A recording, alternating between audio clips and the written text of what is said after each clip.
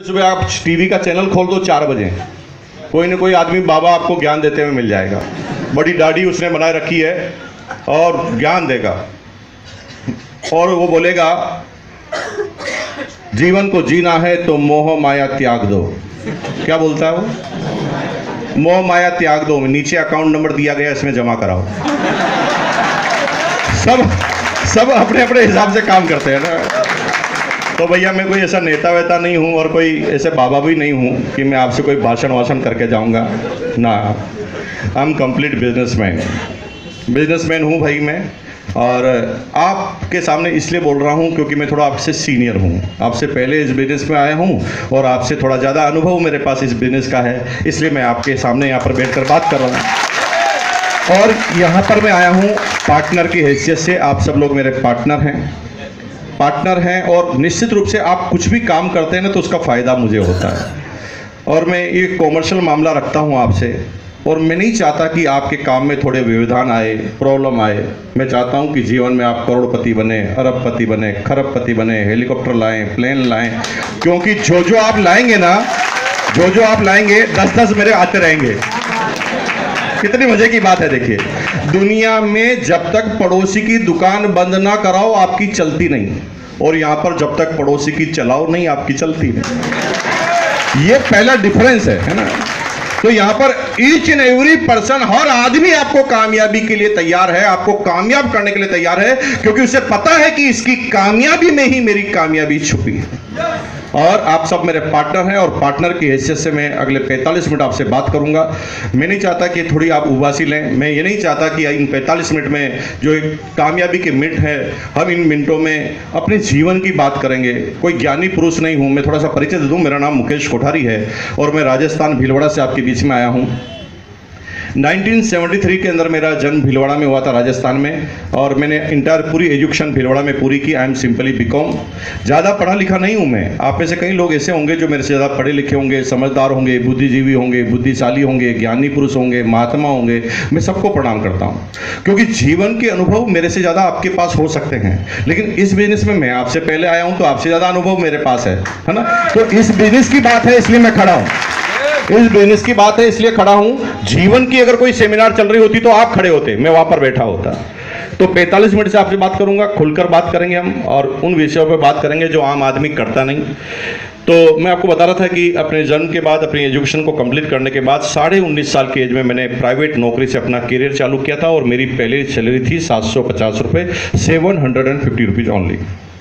750 रुपये की नौकरी मुझे क्यों करनी पड़ी? क्योंकि मेरे पिताजी करोड़पति थे। यस,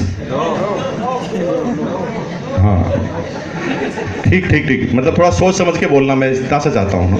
कुछ लोग ऐसे आते हैं जैसे कोई सत्यनारायण की कथा है, हर जगह ही स्वाहा, समझ में तो कुछ आता नहीं है ना। जो भी शादी ब्याह में जाता है ना, वहाँ पर वो मंत्र बोलता है पंडित को खुद को ही पता नहीं इसका मतलब क्या है, लेकिन उसकी ट्यूनिंग ऐसी होती है कि पता चल जाता है कि स्वाहा आने वाला है, और हम पहले तैयार हो जाते हैं। ये जुई बोलेगा स्वाहा, तो कुछ लोग ना हर चीज में हाँ यस ऐसे बोल देते हैं। सोच समझ के बोलना। जहां पर ज्यादा लोग यस बोलते हैं, मैं अचानक वहां से पूछता हूं, क्या आज से आपकी सारी प्रॉपर्टी मेरी? यस। फिर यहाँ पर वीडियो भी बन जाता है, फोटो भी खिंच जाता है। पूरा ध्यान रखना, सोच समझ के जो पूछे वही जवाब दो, उल्टा पुल्टा नहीं, है ना, समझ के। ओके। परिवार का जो इकोनॉमिकल बैकग्राउंड था मेरा ज़्यादा अच्छा नहीं था। 6 भाई बहनों हम थे, सबसे छोटा फैमिली में मैं था। मेरे माँ बाप ने बड़ी मुश्किल परिस्थितियों में हम बच्चों के एजुकेशन को कंप्लीट कराया। मेरे पिताजी डिफेंस के अंदर थे। सैल्यूट करता हूँ आपको। एक अजीत सिंह जी है ना आपका नाम? अजीत सिंह जी, मैं आपको देख के बहुत आश्चर्यचकित हो रहा हूँ। मैं 17 साल की उम्र समझ रहा हूँ, आपके रोज 17 साल नौकरी कर चुका हूँ। मैं बड़ा कंफ्यूज हो गया था यहाँ। मैं खान साहब से जिक्र कर रहा था, देखो आजकल बच्चे भी कितने जल्दी इस बिजनेस में कामयाब हो रहे हैं, तभी आपने कह दिया 17 साल नौकरी कर चुका हूं। तो मैं कंफ्यूज हो गया, भाई 17 साल का है कि 17 साल नौकरी कर चुका है। तो बहुत अच्छा लगता है अजीत जी, आपने अपने आप को मेंटेन किया हुआ है, और इसी तरह से मेंटेन कीजिए, अपने आप को ब्रांड एम्बेसडर बनाइए इस बिजनेस का। Thank you. वैसे मैं भी 27 साल का ही हूँ। 27 साल का इसलिए हूँ क्योंकि मेरे अपलाइन ने बोला है कि मर्द की जबान एक होती है। एक बार 27 बोल दिया तो हमेशा 27 ही होना चाहिए, बार बार चेंज नहीं होना चाहिए। मर्द एक बार बोलता, बोल दिया, फाइनल टू फाइनल है। तो परिवार का इकोनॉमिकल बैकग्राउंड ज़्यादा अच्छा नहीं था, इसलिए प्राइवेट नौकरी से करियर चालू करना पड़ा। 9 साल का था तब मेरे फादर रिटायर्ड हो गए थे, डिफेंस में थे, फिटनेस साथ नहीं देती थी, वक्त से पहले कंपलसरी रिटायरमेंट लेना पड़ा। और उस समय पेंशन अमाउंट जो आती थी फादर की 250 रुपये आती थी, और थोड़ा बहुत मकान का किराया। 6 भाई बहन, हालांकि ज़्यादा महंगाई नहीं थी, बड़े मुश्किल परिस्थितियों में हम बच्चों के एजुकेशन को कंप्लीट कराया हमारे माँ बाप ने। और उनका सपना था कि सबसे छोटा वाला भाई पढ़ लिख जाए तो हमारा काम पूरा हो जाए। और एक दिन उनका ये समय आया जब मैंने बीकॉम का अंतिम एग्जाम दिया, तो मेरे माँ बाप बहुत मुस्कुरा रहे थे, बहुत प्रसन्न थे। वो मुझे इनडायरेक्टली इशारा कर रहे थे कि भाई हमारा काम तो हो गया खत्म, अब तुम चलाना चालू करो। तो 750 की नौकरी मैंने चालू कर दी भिड़ते ही।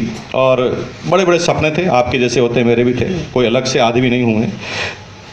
क्या सपने थे? जब मैं 16-17 साल का तो बड़ा सपना था कि बड़ी गाड़ी होगी, बड़ा बंगला होगा, है ना, ये होगा वो होगा, ऐसे सपने मेरे भी थे। और मैंने 6th या 7th स्टैंडर्ड में मेरा दोस्त था धीरेन्द्र भंडारी, उसके साथ मैंने एक सपना बनाया था। सपना क्या बनाया था कि यार साला इतने पढ़े लिखेंगे कि 5,000 की तो कम से कम सैलरी होनी चाहिए। उस समय 5,000 बहुत बड़ी बात थी, हो वाह, कलेक्टर की सैलरी हुआ करती थी। 5,000 की तो सैलरी होनी चाहिए, और एक गाड़ी होनी चाहिए, और काला चश्मा पहनेंगे और जूते पहन के निकलेंगे बाहर, लोग बाग सैल्यूट करेंगे। ऐसे मैं सपने बनाता था। अब मुझे हंसी आती थी, तो ऐसे मैंने सारे सपने बनाए जैसे आम आदमी बनाता, सेम टू सेम वैसे के वैसे सपने हमने सारे बना लिए। और पूरा महीना काम करने के बाद जब हाथ में 750 रुपये रखे गए, तो मैं अपने सपने को देखने लगा कि ये पूरे होंगे कि नहीं होंगे, इससे कुछ होने वाला है कि नहीं होने वाला। तो पहली बार एहसास हुआ कि यार सोचना अलग बात है, उसको पूरा करना बिल्कुल अलग बात है। और जब आदमी को ऐसा एहसास होता है तो आदमी थोड़ी अपने कॉम्प्रोमाइज़ करने लगता है जीवन में। एहसास करता है कि अगर उसने कार का सपना बनाया तो मोटरसाइकिल पे अटका देता है ना। तो ऐसे मेरे साथ भी हो रहा था। और धीरे धीरे वक्त बीतता गया, मैं मैच्योर होता गया। मैच्योरिटी का मतलब क्या है? मैच्योरिटी का मतलब है पक जाना। क्या है? जब मटका पकता है तो आवाज़ करता है, उसी तरह आदमी भी पक जाता है। 35-40 साल का आदमी मैच्योर आदमी इसलिए कहलाता है क्योंकि जीवन में कई अनुभव ले चुका होता है, और यह अनुभव उसको आगे बढ़ने से रोकते हैं, आगे बढ़ने से रोकते हैं। अनुभव आगे बढ़ने के लिए होने चाहिए, लेकिन उसे रोकते हैं। अब वो क्या होता है कि अगर उसके जीवन में 4 बार भूरी आंखों वालों ने गलत काम किया है, तो हर भूरी आंखों वालों को शंका की निगाह से देखता है।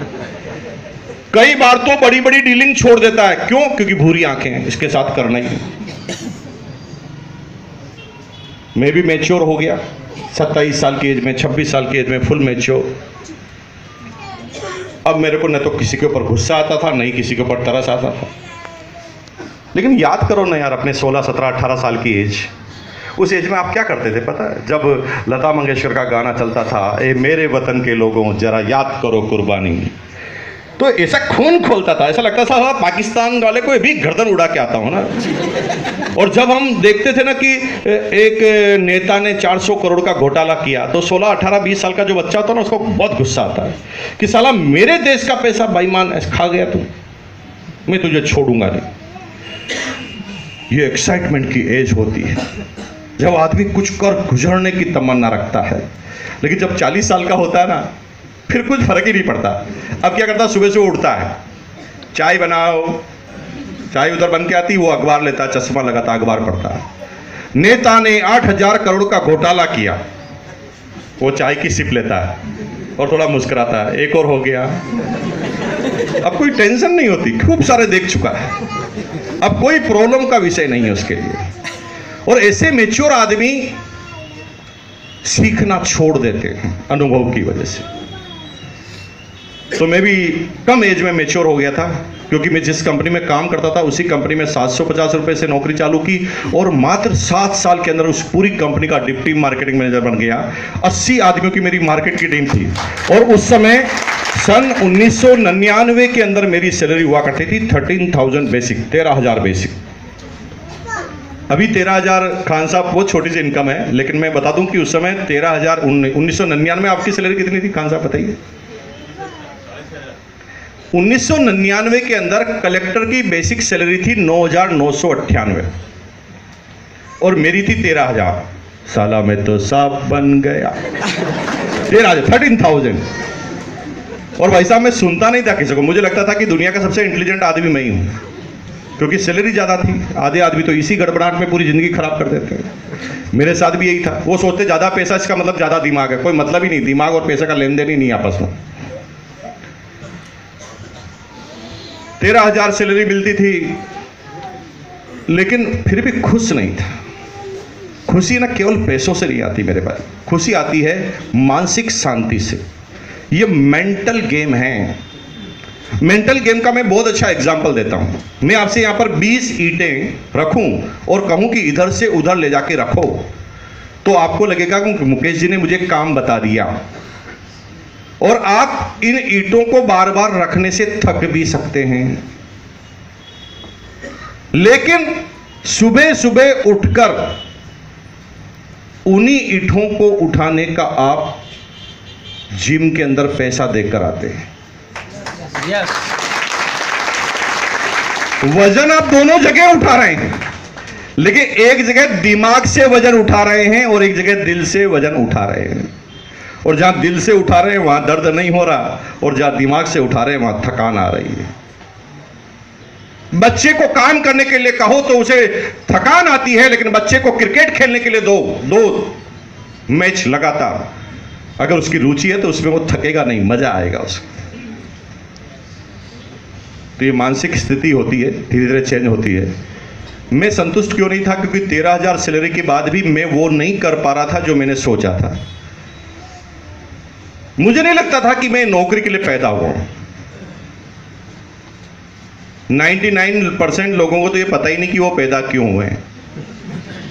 99%, आई एम सॉरी टू से, माफी चाहता हूं आपसे बोलते हुए, 99% लोगों को पता नहीं है कि वो पैदा क्यों हुए।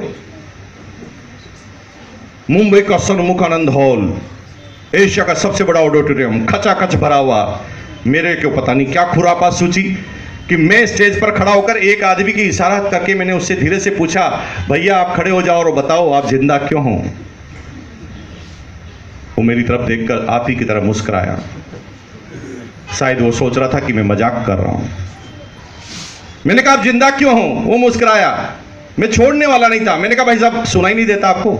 मैं आपसे पूछ रहा हूं, बताओ ना आप जिंदा क्यों हो। जब मैंने दूसरी बार कस के बोला तो उस आदमी ने मुझे आंख दिखाकर डराने की कोशिश की। तेज आंख निकालकर मेरी तरफ देखा।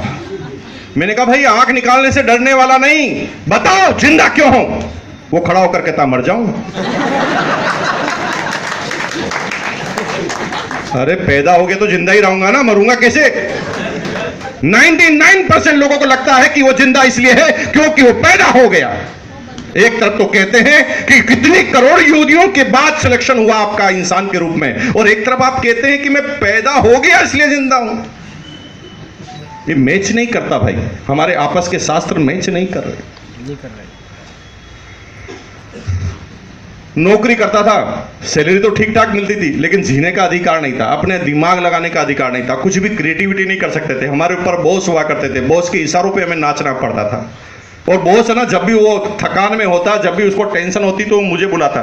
उससे इमीडिएट बॉस मैं था नीचे, तो मुझे बुलाता और कहता मुकेश जितना कहा जाता उतना करो, दिमाग लगाओ मत।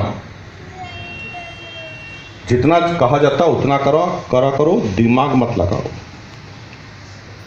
कई बार मैं सोचता था कि मैं आदमी हूं कि गधा हूं। दिमाग क्यों न लगाओ? इंसान, भगवान ने मुझे दिमाग दिया है और ये बार बार कहता है दिमाग मत लगाओ। तंग आ चुका था भाई साहब। कुछ काम करता था, कंपनी को फायदा होता था, तो बॉस है ना मालिक के सामने जाके खड़ा हो जाता था, सर देखो कितना अच्छा काम किया, काम मेरी वजह से हो रहा है, लेकिन वो खड़ा हो जाता बीच में। और काम गड़बड़ होता तो बॉस है ना मालिक के सामने हमारी तरफ इशारा कर लेता, ये नालायक है सब। मैंने कहा ये कौन सी गणित है? हम काम करने का पैसा ले रहे हैं कि इनको संतुष्ट करने का पैसा ले रहे हैं? कुछ समझ में नहीं आता था। और इसलिए मैंने नौकरी के 5 साल बाद छुप छुप कर बिजनेस करना चालू किया।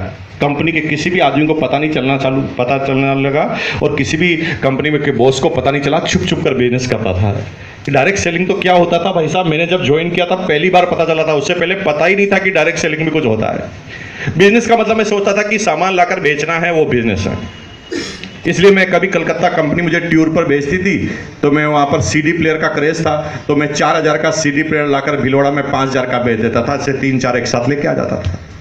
कभी नेपाल बॉर्डर पे जाने का मौका मिलता तो वहाँ कोरियन शर्ट मिलती थी हेनरी हिल की, 400 रुपये की शर्ट मिलती थी, मैं भिलवाड़ा में आके 500 रुपये में बेच देता था। ऐसे 50 कारोबार किए मैंने, 50 कारोबार, छुप छुप कर, बॉस को पता तक नहीं चलने दिया। लेकिन उन सारे कारोबार को करने के बाद भी मुझे समझ में नहीं आ रहा था कि मैं जो चाह रहा हूं ये है कि नहीं है, क्योंकि मैं टेंशन फ्री होने के लिए काम करना चाहता था, लेकिन उस कारोबार में टेंशन मेरी और बढ़ जाती थी। कैसे बढ़ती थी? अलग अलग तरह की टेंशन होती थी। जैसे मैं लोगों को कहता था भाई साहब मेरे पास सीडी प्लेयर है, आपको चाहिए? तो सब लोग कहते हैं हाँ हाँ चाहिए। कितने का है? मैंने कहा 5000 का। 5000 का ही है? हाँ वो तो मुझे चाहिए, मैं ले लूंगा, लेकिन मैं एक दिन चेक करना चाहता हूं। वो मेरे से सीडी प्लेयर ले जाता। अब वो क्या करता, सब लोग दिमाग वाले हैं, सीडी प्लेयर ले जाता, पूरे मोहल्ले को इकट्ठे करता, 4 फिल्में बताता बैक टू बैक, और सुबह आके कहता इसकी पिक्चर क्वालिटी ठीक नहीं, रिटर्न। कोई आदमी शादी में शर्ट पहनकर मुझे रिटर्न कर देता वापस। मुझे समझ में नहीं आया कि यार मैं टेंशन फ्री होने के लिए बिजनेस कर रहा हूं, ये सारे लोग मेरी टेंशन बढ़ाते जा रहे हैं, करूं तो क्या करूं? उजला रहता था इधर से उधर। तभी अगस्त 2000 में किस्मत का ताला खुला। मेरी कंपनी में मेरे बॉस मिस्टर प्रहलाद राय, जो आज मेरी अपलाइन है, उस समय मेरी कंपनी में मेरे बॉस थे। मेरी अपलाइन मतलब लगभग सभी की अपलाइन है ना। तो मेरी अपलाइन मिस्टर प्रहलाद राय, मुझे रात को 8 बजे शनिवार के दिन, आज शनिवार तो नहीं गई, तो किस्मत अपनी मैच कर रही है आपस में। देखो जो लोग नए हैं, देखो शनिवार को ताले खुलते हैं, देखो। तो शनिवार के दिन रात को 8 बजे का समय था। मेरा बॉस मुझे धीरे से आके कहता मुकेश सुबह संडे, कल संडे है, तू 10 बजे मेरे घर पर आना। अब हम क्या बॉस को हमेशा शंका की निगाह से देखते थे, क्योंकि वो जब भी कहता था काम बताता था। तो जूही उसने कहा 10 बजे आना। मैंने कहा सर कोई काम हो तो आज बता दो यार, संडे खराब मत करो प्लीज। वो कहने नहीं काम नहीं है यार, एक बिजनेस शेयर करना है। अब मैं आपको बताने जा रहा हूं invitation, how to invite. Meeting में लोगों से कैसे इनविटेशन दिया जाता है और क्या क्यूरियोसिटी होनी चाहिए जिससे लोग बाग आएंगे। 90% लोगों को किसी मीटिंग में इनवाइट करने का तरीका भी पता नहीं होता, लेकिन मैं क्यों गया मैं बता देता हूं, आपको सारा तरीका पता चल जाएगा। मेरा बॉस मुझे कहता है कि मेरे पुराने कलीग मेरे पास आए थे, उन्होंने मुझे पिछले सप्ताह आए थे संडे के दिन, वो उन्होंने एक बिजनेस शेयर किया था। बिजनेस मुझे मोटा मोटी ठीक लगा, लेकिन मैंने उनको बोल दिया था कि भाई मेरे दोस्त हैं, वो दिमागदार आदमी हैं, उनको आप समझाओगे तो मैं मानूंगा। और मैंने आपका नाम लिया मुकेश जी, और बिजनेस बहुत जोरदार है, हम नौकरी के साथ कर सकते हैं। मैं बहुत प्रसन्न हुआ, क्योंकि पहली बार ना बॉस खुद बोल रहा था नौकरी के साथ कर सकते हैं। मैं अब तक चुप चुप के कर रहा था सारे के सारे बिजनेस। तो बॉस ने धीरे से कहा कि नौकरी के साथ कर सकते हैं। मैंने कहा सर थोड़ा इस बिजनेस के बारे में और बताओ। वो कहा सर इसके अंदर दुकान नहीं लगानी पड़ती। मैं खुश हो गया, मेरे पास दुकान थी ही नहीं। उसने कहा सर इस बिजनेस में ना पैसा नहीं लगाना पड़ता। मैं और खुश हो गया, पैसा भी अपने पास था नहीं। उसने कहा कोई दुकान खोलने का टाइम भी फिक्स नहीं है कि आप कब खोलना कब करना चाहो, आपकी इच्छा से करो। बातें करते करते उन्होंने कहा भाई साहब ये कि मात्र ऐसा बिजनेस है जिसमें कोई टेंशन नहीं होती। अब मुझे हंसी आई, क्योंकि बॉस का तो बिजनेस का अनुभव नहीं था, मेरा अनुभव था। मैंने धीरे से बॉस को कहा सर ये थोड़ी गलतफहमी हो गई होगी आपको, बिना टेंशन का तो होता नहीं। नहीं होता है। अरे मैंने कहा सर नहीं होता है। अब मैं उनको कैसे बोलूं, 50 तरह के कर चुका हूं। वो कहा होता है यार, होता है। मैंने कहा नहीं होता है। वो कहा होता है, जानना चाहता है तो सुबह 10 बजे आ जाना। इनविटेशन विथ क्यूरियोसिटी, जानना चाहता है तो 10 बजे आ जाना। और मैं सिर्फ इसलिए गया कि मुझे बिना टेंशन का बिजनेस देखना था। आप भी जब इनवाइट करते हैं किसी को तो आपको क्यूरियोसिटी रखनी पड़ेगी। सर हमारी एक अपलाइन जो है भिलवाड़ा राजस्थान से आ रहे हैं सर, उसके बारे में थोड़ा सा आपको बता देना चाहता हूं कि उन्होंने ये सफ़र नौकरी के साथ चालू किया था सर। अब जैसे वो नौकरी वाले हैं तो उनको नौकरी वाले से अपलाइन से मिलाओ। नौकरी करते थे सर, और नौकरी करते करते उन्होंने पार्ट टाइम स्पेयर टाइम में बिजनेस चालू किया, और आज वो इस बिजनेस में यहाँ तक पहुँचे हैं सर। आज उनसे मिलना संभव नहीं है, लेकिन इस बार हमारी किस्मत है कि आगरा में आ रहे हैं सर 11 बजे संडे के दिन। और सर बड़ी मुश्किल से मैंने 3 टिकट अरेंज की है सर, और ये 3 टिकट में एक तो मैं जाऊंगा, एक मेरी वाइफ जाएगी, और ये तीसरा कौन होगा? सर मेरे दिमाग में सबसे पहले आपका नाम आया। अगर आप यस करते हो तो सर आपके लिए रोक के रखूं, बाकी मैं दूसरे को दे दूं। जब आप क्यूरियोसिटी के साथ कौन आ रहा है और क्या इंपॉर्टेंस है, उसके बाद अगर आप ये बात करेंगे तो सामने वाला आदमी बात मानने के लिए होता है। तो मेरी अपलाइन ने मुझे क्या बोला कि भाई बिना टेंशन का बिजनेस से आ जाओ। मैं पहुंच गया। मैं कोई आपसे कम नहीं था। अगर आप अपने आप को शाने समझते हो ना, आपसे 4 गुना था। और भाई साहब एक ताली नहीं बजाई, एक। वो बेचारा थक गया, यहां पर खड़ा रहा, बजाओ ताली। मैंने कहा मैं क्यों बजाऊं, तुम्हारे को मजा आ रहा, तुम बजाओ ताली। मेरे ताली बजाने से क्या होगा। आज ही सेमिनार तक एक ताली नहीं बजाई मैंने।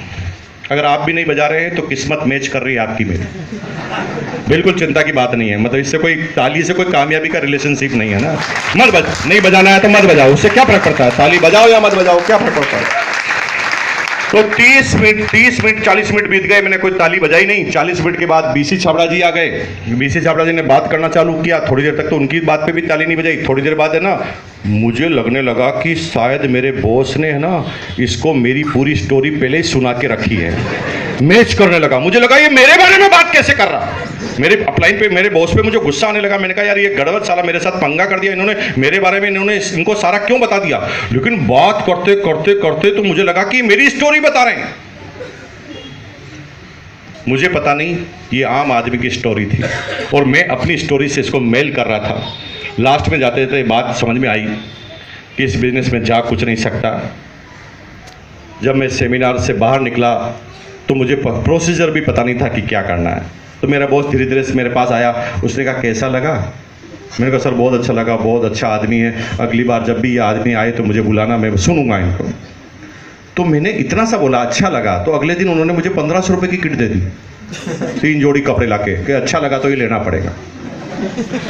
आप खुश नसीब लोग हैं कि अभी गवर्नमेंट ऑफ इंडिया की गाइडलाइन आ चुकी है। उसके अंदर गवर्नमेंट ऑफ इंडिया ने डायरेक्ट सेलिंग को ऑथराइज करते वक्त एक गाइडलाइन बनाई और गाइडलाइन में लिखा है कि इस बिजनेस को ज्वाइन करने के लिए एक फूटी कोडी भी खर्च नहीं करनी पड़ती। आप खुद जाकर अपनी स्पॉन्सर नंबर का नंबर डाल के आप खुद लॉगिन कर सकते हैं और 1 रुपया आपको खर्च करने की जरूरत नहीं है। हाँ, आप स्पॉन्सरशिप करते हैं तो 1000 रुपये को आपको परचेजिंग करना पड़ता है, लेकिन आप जीवन में खुद लेना चाहें तो 1 पैसा भी आपको लाइफ टाइम खर्च नहीं करना।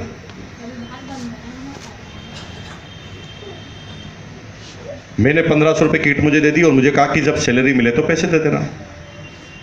इच्छा बिल्कुल नहीं थी, लेकिन पंगा नहीं लेना चाहता था क्योंकि 1 जनवरी पे हमारी कंपनी में इंक्रीमेंट लगते थे और इंक्रीमेंट पे बॉस का बहुत बड़ा हाथ होता था। तो मैंने कहा यार इससे पंगा नहीं लेना, जो ये कह रहा वैसा करते रहो। अब क्या हुआ, जुई मैंने किट ली, उसने डायरी में मेरा नाम लिख दिया। अब नाम लिखने से क्या हुआ, जो भी मीटिंग होती थी उससे मुझे बुलाता था वो बाबा, और मैं 3 meeting back to back attend की। 3 मीटिंग तक भी मुझे समझ में नहीं आया कि करना क्या है। आप इंटेलिजेंट है, पहली मीटिंग में प्रश्न पूछते हैं। भाई साहब मैं तो सोचा था कि कोई मनोरंजन का कार्यक्रम चलते होंगे, ये बार बार बुलाते होंगे और ऐसा कुछ करते होंगे, मुझे पता नहीं था। 3 मीटिंग अटेंड कर ली। 3 मीटिंग बाद बॉस ने एक दिन काउंसलिंग की, 4-5 लोग जुड़े थे, उनके साथ काउंसलिंग की। उन्होंने कहा आप कुछ करते क्यों नहीं। मैंने कहा आप कुछ बताते क्यों नहीं, आप बताओ करना क्या है। आप तो मीटिंग में बुलाते हो, तालियां बजवाते हो, हम बजा के आ जाते हैं सारे, आप बताओ करना क्या है। वो कहा यार अभी तक पता नहीं चला, दिमाग नहीं है तेरे अंदर। मैंने कहा सर आपने बताया कब। वो कहा यार सिंपल तो करना है, जो मैंने तेरे साथ किया तो लोगों के साथ कर। और बाप रे, मैं तो थोड़ी देर तक सोचने लग गया कि इसने मेरे साथ किया क्या है? फिर जब डिटेल में पूछा तो उन्होंने कहा कि भाई देख, तेरे को मैं मीटिंग में लाया, तेरे को अच्छा लगा तो मैं कंपनी से सामान लाया और तुझे दे दिया। कंपनी से सामान लाया तुझे दे दिया तो कंपनी की हो गई सेल और हो गई मेरे थ्रू, और तूने ले लिया तो तुझे मिल गया डिस्काउंट, मुझे मिल गया प्रॉफिट, कंपनी का हो गया टर्नओवर, तीनों का फायदा बल्ले बल्ले। और यही काम अगर बार बार करो तो कंपनी की सेल बढ़ेगी तो कंपनी ज्यादा प्रॉफिट आपको देगी, ज्यादा डिस्काउंट आपको देगी। और बाप रे, मैंने कहा इतनी सी बात को समझाने में 3 मिनट मीटिंग निकाल दी आपने। अरे मैं मार्केटिंग का आदमी हूँ, सेल्स का आदमी हूँ, करोड़ों मीटर कपड़ा बिकता है मेरी कंपनी का, ये कपड़ा बेटा मेरे मिनटों का काम है और तूने 3 मीटिंग खराब कर दी मेरी। वो कहा ठीक है अब चालू कर दो। मैंने कहा ओके अब चालू कर देता हूँ। अब मीटिंग अब चालू कर दिया। मैंने कहा भाई साहब ये हॉल बदलो। सबसे पहले घर में मीटिंग होती थी, 10-15 आदमी से ज़्यादा आ नहीं सकते थे। मैंने कहा भाई देखो अब मैंने चालू कर दिया, अब शहंशाह आया है बिजनेस में, तो अभी बहुत मज़ा आने वाला है। हाँ उस समय अभी नहीं उस समय कहा था, अभी नहीं मानता शहंशाह, उस समय मानता था। तो मैंने कहा कि शहंशाह आया है और अब देखो बिजनेस तो अब चालू होगा आपका, इसलिए आप ये हॉल बड़ा करो, इतना छोटा हॉल चलेगा नहीं। कोई कितने आदमी, मैंने कहा 500 तो अगली मीटिंग में अपने हैं।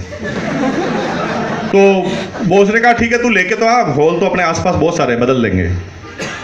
अब भाई साहब मैंने बॉस को पूछा कि कैसे लाना है लोगों को, उन्होंने कहा यार सिंपल सा है, पहले आपको लिस्ट बनानी पड़ती है। मैं क्या करता था, बॉस जो बोलता था ना उससे एक कदम आगे चलता था, और स्मार्टनेस की वजह से। यही 99% लोग गलती करते हैं। कई बार हम एक कदम एक्स्ट्रा चलने से पहले कुएं में कूद जाते हैं, और अपलाइन कुएं पे छलांग लगाना सिखा रही है, लेकिन हम एक कदम आगे चलते हैं। अपलाइन लाई कुएं के पास ताकि छलांग लगाना सिखाए, यहां तक आ गए तो हम सोचते हैं अपलाइन इतना लाई है तो अभी भी यही तो बोलेगी एक कदम और चल, कुएं में जाके गिरते हैं। तो मैं थोड़ा एडवांस स्मार्ट, मैंने कहा कि कंपनी ने कहा लिस्ट बनाओ, अपलाइन ने कहा लिस्ट बनाओ, तो मैंने लिस्ट बनाई नहीं, मैंने लिस्ट को ले लिया। कैसे? मेरे भाई की शादी हुई थी 1 महीने पहले, तो सबको खाने पे बुलाया था, यूं क्यों लिस्ट ले जाके कह दी सर ये मेरी लिस्ट। ओके, इनवाइट किया, सबको जाके कह के आया कि भाई मीटिंग है इतनी बजे आना। सबने कहा गारंटी के साथ आएंगे। क्या बोला? गारंटी के साथ आएंगे। तो मैं इतना प्रसन्न था, मैंने कहा एक ही बार में 500 साला एक ही बार में धमाक कर लगे हैं। तो मैंने पीछे वाले वो जैसे भाई साहब बैठे ना, वो ठीक जैसे वो टाई वाले भाई साहब बैठे, मैं वहीं का वहीं बैठा। हाँ नहीं आपने आपके पीछे है ना, वो गेट पे बैठा बैठे हैं जो वहाँ पर बैठा, और लिस्ट लेकर मैंने ये सोचा कि भाई जो भी आदमी आएगा उसको टिक कर लूंगा ताकि पता चलेगा कि कितने आदमी आएंगे। पूरी मीटिंग खत्म हो गई, एक सिंगल नहीं आया। ये पहला अनुभव था मेरा लाइफ का। मैंने कहा यार अपन जो सोच रहे हैं वैसा कुछ हो नहीं रहा इस बिजनेस के अंदर। अगर आप भी सोच रहे हैं वैसा नहीं हो रहा है तो मिल रहा है कनेक्शन आपका मेरा बिल्कुल ठीक है, अभी तक आप सही चल रहे हैं, कोई बहुत बड़ी बात नहीं है, सबके साथ होता है सर। तो धीरे धीरे धीरे धीरे लगातार आते रहे मीटिंगों में, कुछ बातें दिमाग में बैठती रही, गलत फहमियाँ दूर होती रही, दिमाग का जो मेंटल स्टेटस था वो थोड़ा सा चेंज हुआ, काम होने लगा। 1 साल बाद जैसे तैसे करके मैं पार्ट टाइम स्पेयर टाइम में रॉयल्टी एचओर बन गया। और जब रॉयल्टी एचओर बना तो 23,000 का मेरा 1 महीने का कमीशन था। 23,000 सैलरी थी, 13,000 कमीशन था 23,000 का। 23,000 का हो गया तो क्या हुआ, इस 23,000 के कमीशन ने मेरी टीम के लोगों के सपनों को जगा दिया। इस बिजनेस में कह के कुछ नहीं बताना, करके बताना। जब आप रॉयल्टी बनते हो, जब आपका सम्मान होता है ना, तो आपकी टीम है ना टुकुर टुकुर देख रही होती है, अपन को भी नहीं बनना है ऐसा, है ना। तो मेरे को जब सम्मान मिला तो मेरी टीम के सारे लोग चार्ज, वो कहा सर अगली एनिवर्सरी में हमें भी रॉयल्टी एचओर बनना है। अब क्या साले इतने दीवाने हो गए वो लोग कि मेरी नौकरी डिस्टर्ब होने लगी। कैसे? अब कोई भी आदमी ना दिन में 2 बजे किसी को भी पकड़ के मेरे ऑफिस में ले आता था, सर ये पकड़ो इसको समझाओ। अरे मैंने कहा मेरी कंपनी मुझे समझा देगी, अभी बाहर निकाल देगी। इतनी प्रॉब्लम आई कि मुझे एक निर्णय लेना पड़ा। इस बिजनेस के स्कोप को लेकर एक निर्णय लिया कि मैं इस नौकरी को कंटिन्यू नहीं करूंगा, क्योंकि प्राइवेट नौकरी है। नौकरी तो मैं जब चाहूँ करूंगा, लेकिन जीवन में आए हुई चांस को मैं छोड़ूंगा नहीं। मैं फुल टाइम इस बिजनेस में आ गया। सभी लोग मेरे घर में विरोध करने लगे, सबने कहा इतनी अच्छी सैलरी, इतनी अच्छी इनकम का काम तुम्हें छोड़ना नहीं चाहिए। लेकिन मेरे दिमाग में एक ही बात फिट थी, आने वाले वक्त को अगर पहले समझ जाओगे तो जिंदगी में कामयाब हो जाओगे।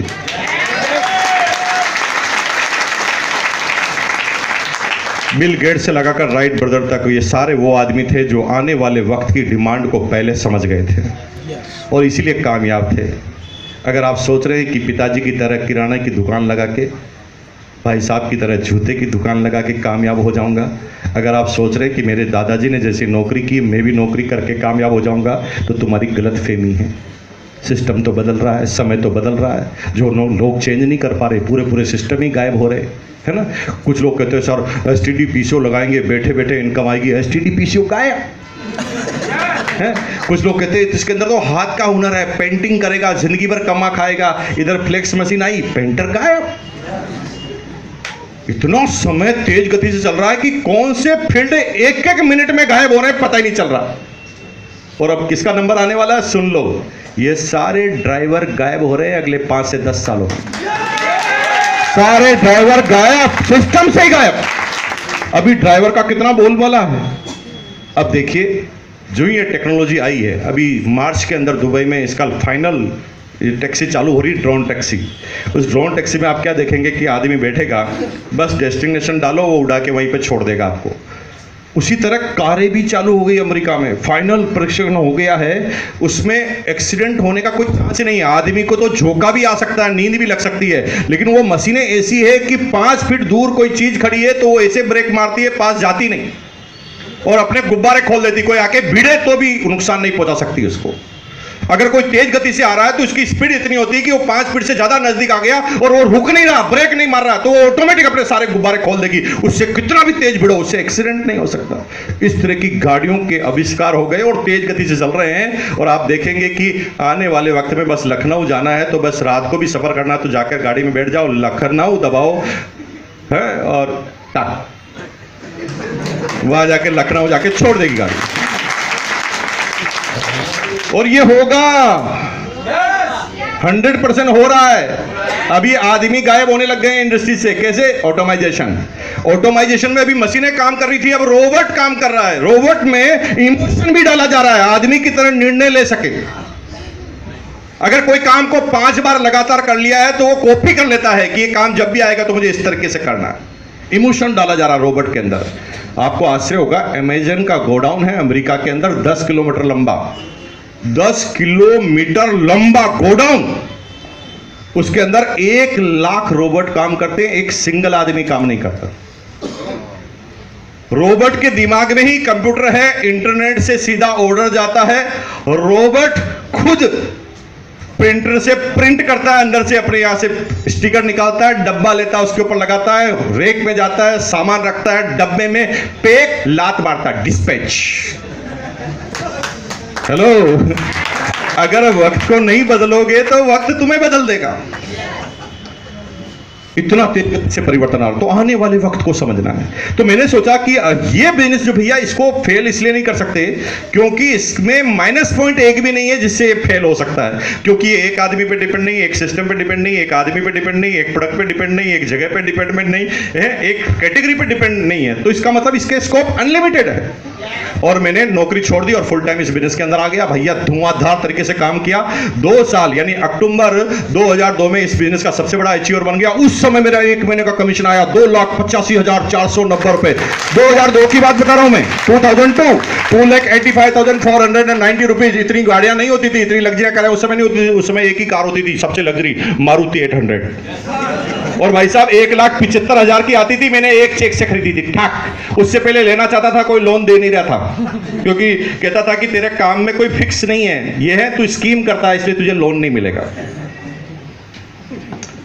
उसकी भी गलती नहीं है, उसके दादाजी ने कभी पढ़ा ही नहीं डायरेक्ट सेलिंग क्या होता है? उसके पिताजी ने नहीं पढ़ा, उसकी कंपनी ने नहीं पढ़ा, उसके बैंक ने कभी नहीं पढ़ा, तो उसकी क्या गलती? खैर, साला मैं तो सांप बन गया। 2,50,000 की इनकम, हाँ धाधूम। पूरी फैमिली में, पूरे परिवार में, पूरे मोहल्ले में कोई मेरे आसपास भी नहीं अड़ता। तो मुझे लगा कि साला दुनिया में समझदार आदमी एक ही पैदा हुआ कई सदियों के बाद, मुकेश कोठारी। गलत फहमी कि मैं तो परफेक्ट हो गया हूं यार।